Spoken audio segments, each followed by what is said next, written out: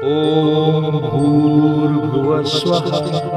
तत्सवितुर्वरेण्यं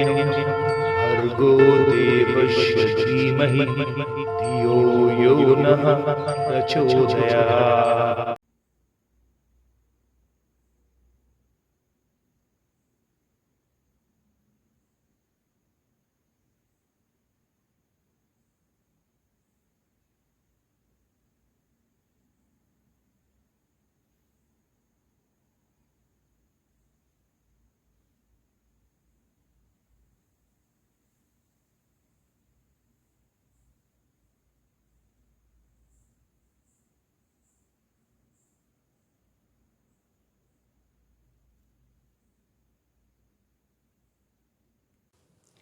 जय श्री कृष्ण मेरे सनातनी बंधुओं। आज हम लोग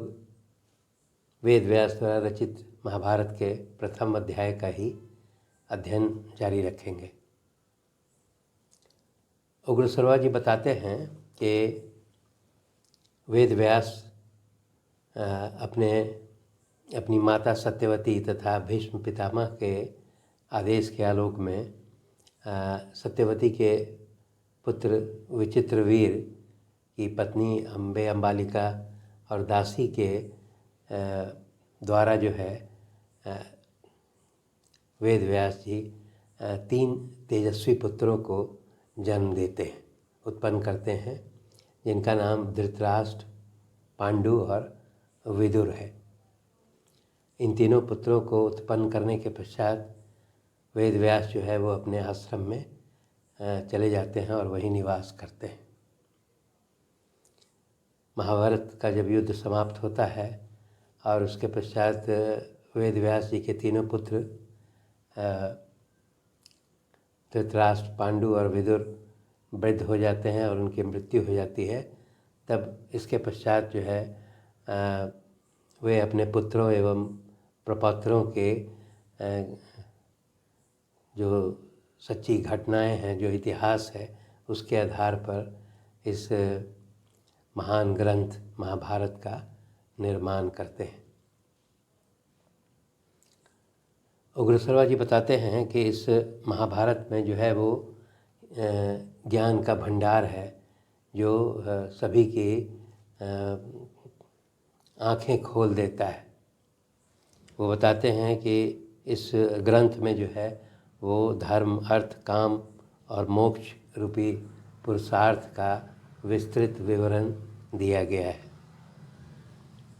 वह यह भी बताते हैं कि इस महान ग्रंथ में व्यास जी ने कुरुवंश के विस्तार, गांधारी की धर्मशीलता, विदुर की उत्तम प्रज्ञा और कुंती देवी के धैर्य का भली भांति वर्णन किया गया है। वह यह भी बताते हैं कि वेद व्यास जी ने इसमें वासुदेव नंदन श्री कृष्ण के महात्म, पांडवों की सत्यपरायणता तथा धृतराष्ट्र पुत्र दुर्योधन इत्यादि के दुर्व्यवहारों का भी स्पष्ट उल्लेख किया गया है। वह यह बताते हैं कि इस ग्रंथ में जो है वो दुर्योधन क्रोध में विशाल वृक्ष के समान है, कर्ण जो है स्कंद है, शकुनी शाखा है, दुशासन इसके फल पुष्प इत्यादि हैं, तथा इसके मूल में जो है अज्ञानी राजा धृतराष्ट्र इस महाभारत के मूल में है। उसी प्रकार उग्र सर्वा जी बताते हैं कि दूसरी ओर युधिष्ठिर जो है वो धर्म में विशाल वृक्ष है, अर्जुन स्कंद है, भीमसेन शाखा है और माद्री नंदन इसके समृद्ध फल फूल और पुष्प हैं। श्री कृष्ण इसमें और वेद और ब्राह्मण जो है इस वृक्ष के मूल में है, जड़ में है। उग्र सर्वा जी बताते हैं कि वेद व्यास जी ने इस महाभारत नाम के ग्रंथ में कुल 60 लाख श्लोकों की रचना की थी। उस 60 लाख श्लोकों में 30 लाख श्लोक जो है वो देवलोक में उनका अध्ययन किया जाता है। पितृलोक में 15 लाख श्लोकों का अध्ययन किया जाता है और गंधर्व लोक में 14 लाख श्लोकों का अध्ययन किया जाता है। उग्रसरवा जी बताते हैं कि मनुष्य लोक में मात्र 1 लाख जो है वो श्लोकों का पठन पाठन और अध्ययन किया जाता है। अर्थात जो वर्तमान में हम लोग ये महाभारत को अध्ययन कर रहे हैं उसमें मात्र 1 लाख श्लोक हैं। उग्रसरवा जी बताते हैं कि वेद व्यास जी ने सर्वप्रथम अपने द्वारा रचित महाभारत का अध्ययन अपने पुत्र जिसका नाम सुखदेव जी था उनको कराया था। इसके पश्चात वो अपने दूसरे शिष्यों को इसका अध्ययन कराया था। उग्रसरवा जी बताते हैं कि देवर्षि नारद जो हैं वो देवताओं को और पितृलोक में जो है इस महाभारत का पठन पाठन अध्ययन कराया करते थे। उसी प्रकार वेद व्यास जी के पुत्र सुखदेव जी जो हैं वो गंधर्व तथा राक्षसों को महाभारत की कथा सुनाया करते थे। उसी प्रकार उग्रसरवा जी बताते हैं कि मनुष्य लोक में वेद व्यास के जो महत्वपूर्ण शिष्य हैं जिनका नाम वैशंपायन जी है, वही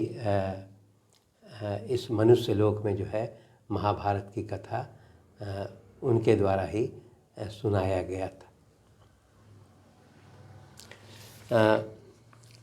इस प्रथम अंक में इस विवरणी के अलावा धृतराष्ट्र के द्वारा जो है महाभारत युद्ध समाप्ति के पश्चात जो विलाप और दुख प्रकट किया जाता है उसके संबंध में इसका बहुत ही विस्तृत वर्णन है। जब युद्ध समाप्त हो जाता है और धृतराष्ट्र के सभी पुत्र जो है वो मारे जाते हैं, तब जो है वो धृतराष्ट्र बहुत देर तक विलाप करता है, चिंता में डूब जाता है और फिर वो संजय को अपने पास बुला करके अपने को दोष रहित साबित करने का प्रयास करता है। धृतराष्ट्र कहता है कि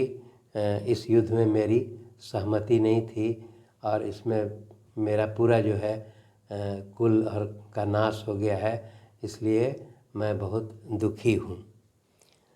वो बताता है कि मैं चूँकि अंधा हूँ और इसके कारण जो है वो मैं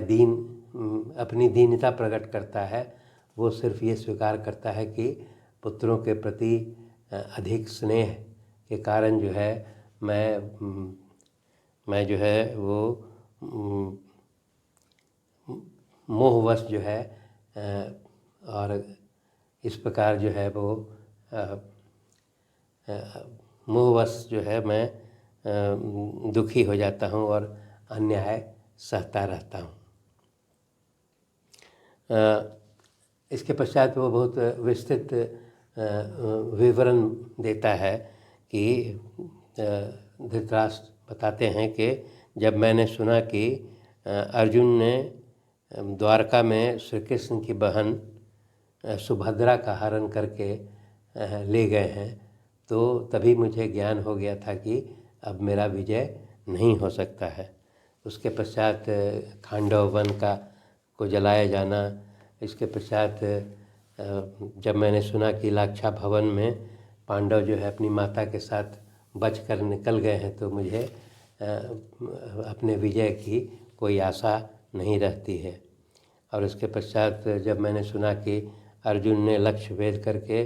द्रौपदी को प्राप्त कर लिया है और उसके पश्चात भीमसेन ने जरासंध का वध कर दिया है, और उसके पश्चात जब मैंने सुना कि द्रौपदी जो रजस्वला थी वो एक वस्त्र में जो है पूरे राज दरबार में उसको घसीट करके लाया जाता है और मंदबुद्धि दुशासन जो है उसके वस्त्रों का चीरहरण करता है। तो जब मैंने सुना कि शकुनी जो है युधिष्ठिर को जुए में हरा देता है, तो इन सब घटनाओं को जब मैंने सुना तो मुझे अपने विजय की आशा नहीं रही। इसके पश्चात वो बोलता है कि जब मैंने ये सुना कि अर्जुन को पाशुपात नामक जो है महान अस्त्र प्राप्त हो गया है, और उसके पश्चात मैंने सुना कि कुंती पुत्रों के पास महर्षिगण पधारते हैं, और इसके पश्चात जब मैंने सुना कि अर्जुन जो है वो स्वर्ग गए हैं और वहाँ इंद्र से उन्हें दिव्य अस्त्र प्राप्त हो गया है, दिव्यास्त्र प्राप्त हो गया है, उनका मित्रता कुबेर से हो गया है, तो ये सब जब मैंने सुना तो मैंने अपने विजय की आशा त्याग दी। इसके पश्चात फिर धृतराष्ट्र बताते हैं कि जब मैंने सुना कि धर्मराज यक्ष का रूप धारण करके युधिष्ठिर से मिलते हैं, फिर जब मैंने सुना कि पांडव जो अपनी पत्नी द्रौपदी के साथ विराट की राजधानी में गुप्त रूप से रहे और कौरव लोग उनका पता नहीं लगा पाए, उसके बाद कीचक का वध जो है वहाँ किया गया, तो जब मैंने ये सुना उसके पश्चात मैंने सुना कि मत्स्यराज विराट ने अपनी पुत्री उत्तरा को जो है अर्जुन के हाथ में सौंप दिया, और अर्जुन ने उसका विवाह अपने पुत्र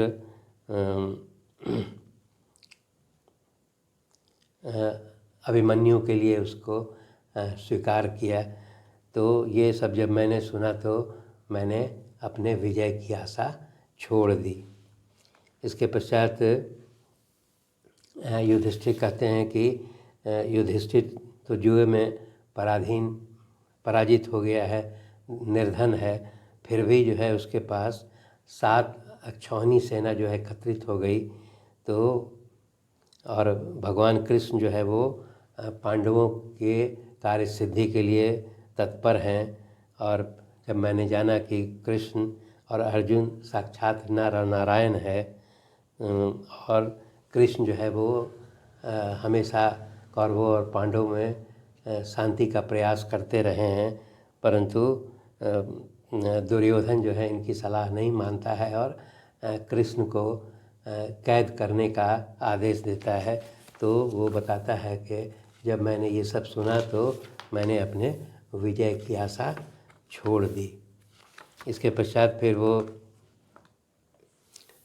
बताते हैं कि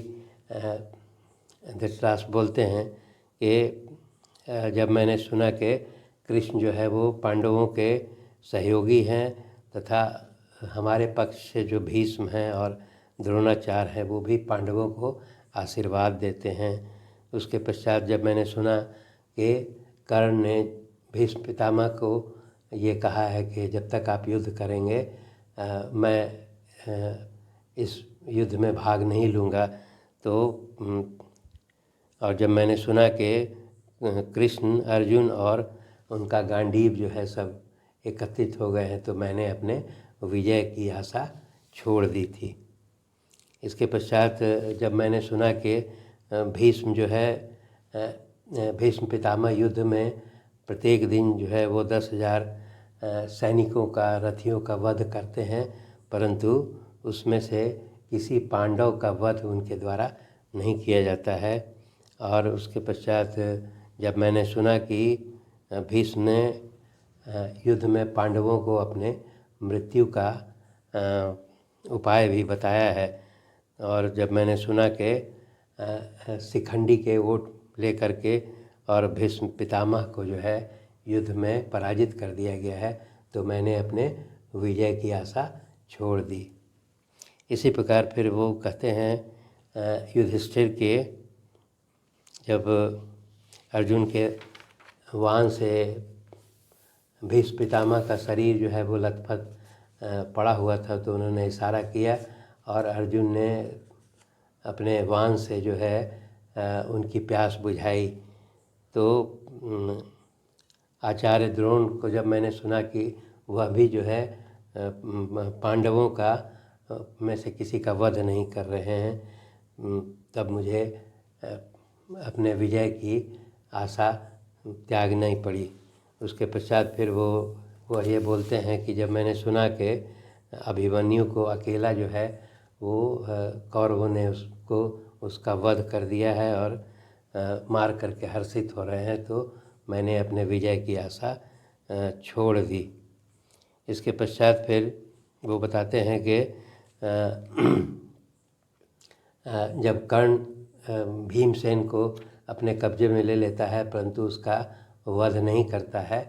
तब मैंने अपने विजय की आशा छोड़ दी। इसके पश्चात कर्ण ने जो है वो घटोत्कच के कर्ण ने जो है वो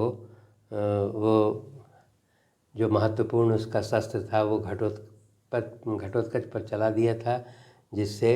अर्जुन का वध किया जा सकता था। तो तभी मैंने जो है अपने विजय की आशा छोड़ दी। इसके पश्चात वो बोलते हैं कि जब मैंने सुना कि भीमसेन ने अपने भाई दुशासन का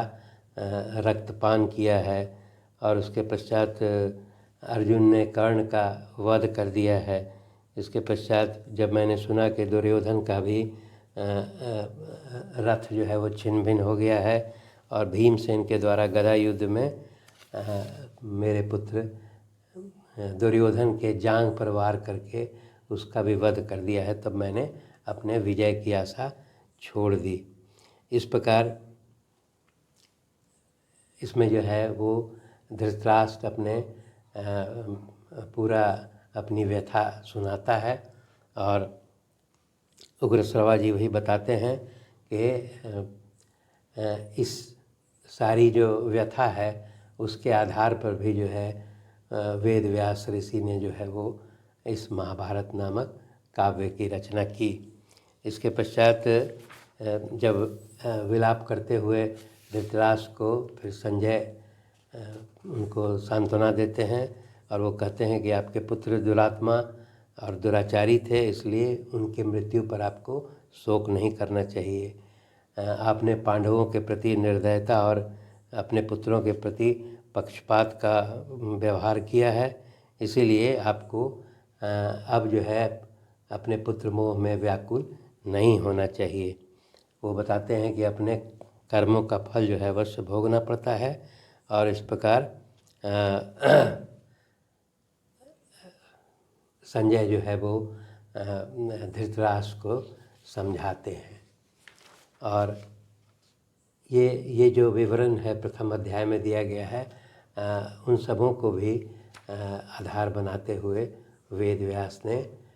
इस महाभारत नामक ग्रंथ की रचना की थी।